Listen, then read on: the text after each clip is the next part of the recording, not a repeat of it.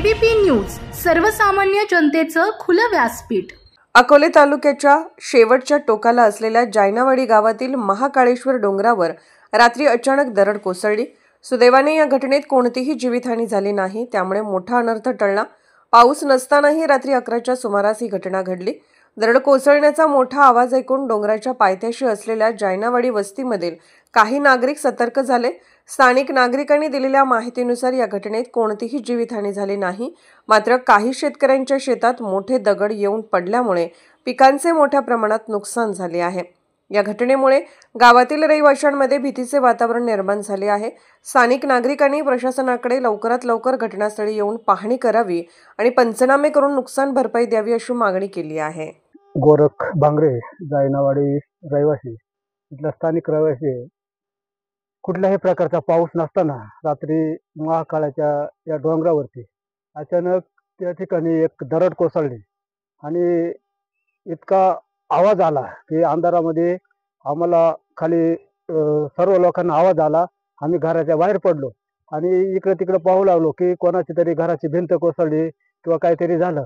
हे आम्ही पाहत असताना आम्ही लगेच वस्तीवरती धावलो आणि सर्व नागरिकांना एका साईडला जाण्यास सांगितलं आणि नंतर जास्त जोराचा आवाज येऊ लागला तर पाहत होते ते डोंगराची दरड खाली कोसळून आली आणि त्या दरड कोसळल्याच्या नंतर तो जे मोठमोठे दगड होते त्या दगडांचा वेग इतका होता की त्या वेगामध्ये ते आवाज जास्त यायचा आणि लोकांची धावपळ सुरू झाली आणि आम्ही लगेच त्या दरड कोसळली त्या वस्तीवरती थोडंसं साईडला जाऊन ते लोकांना सतर्क राहण्याचा इशारा केला आणि ती मोठमोठे दगड वरून आले आणि इथं वरती एक पवनचक्कीचा रस्ते, त्या रस्त्यामध्ये टप्पा खाऊन आणि असे साईडला उडाल्याच्या नंतर निम्मे दगड त्या साईडला गेले आणि निम्मे दगड इकडच्या साईडला गेले।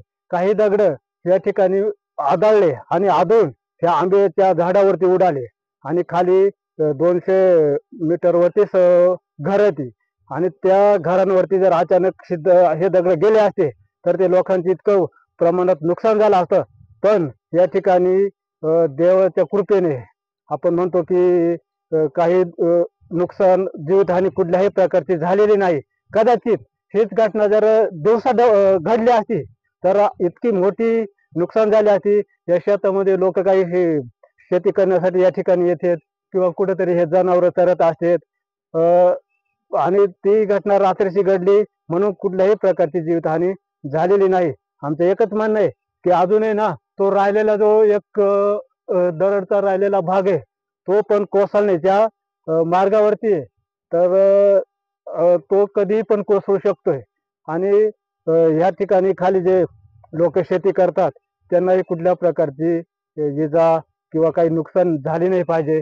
प्रशासनाने या ठिकाणी येऊन या शेतामध्ये जे मोठमोठे दगड पडलेत, उद्या या शेतकऱ्याला इथं शेती करायचे, त्यांना हे नांगरायचे, वखरायचे, काहीतरी पेरायचे, तो शेतकरी अडचणीत राहू नये म्हणून प्रशासनाने येऊन या ठिकाणी पाहणी करावी आणि पुढची दखल घेतली जावी अशी आमची या स्थानिक नागरिकांची मागणी आहे। आणि लवकराच्या लवकर शासनाने इतकी मोठी ही घटना घडलेली आहे तरीही पण या ठिकाणी लोक सतर्क राहिली, आवाज आला, कुठेतरी साईडला राहिले आणि बाकीचे जे आमची जायनावाडीचे जे आमची तरुण मंडळी ती लगेच एकमेकाला सहकार्य करू लागले की साईडला व्हा, कुठेतरी घरावर दगड आली नाही पाहिजे।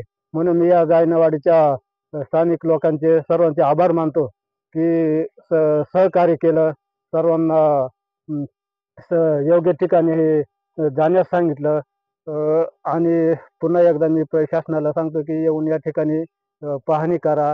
वरचा पण एक भाग अजून तुटण्याच्या मार्गावरती येते आणि ते काही ग्रामस्थ त्या ठिकाणी पाहणी करायला गेलते तर तो भाग तुटण्याच्या मार्गावरती आहे। उद्या जर जास्त पाऊस झाला तर कदाचित तोही भाग कोसळू शकतोय, म्हणून दुर्घटना घडू नये म्हणून अगोदरच आपण सतर्क राहावे अशी मी प्रशासनाला विनंती करतो।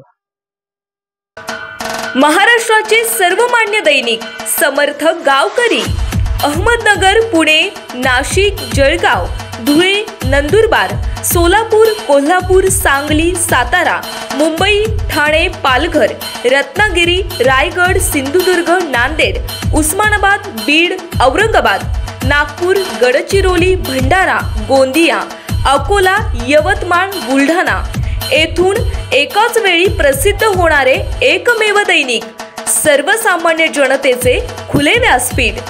संपादक आहेत विश्वासराव आरोटे. मोबाईल नंबर आहे 9423 38 85 08. दुसरा मोबाईल नंबर 9423 46 72 72. तिसरा मोबाईल नंबर 75 88 15 0001. वेबसाईट आहे sgavkari.com. मेल आयडी आहे aklgavkari@gmail.com.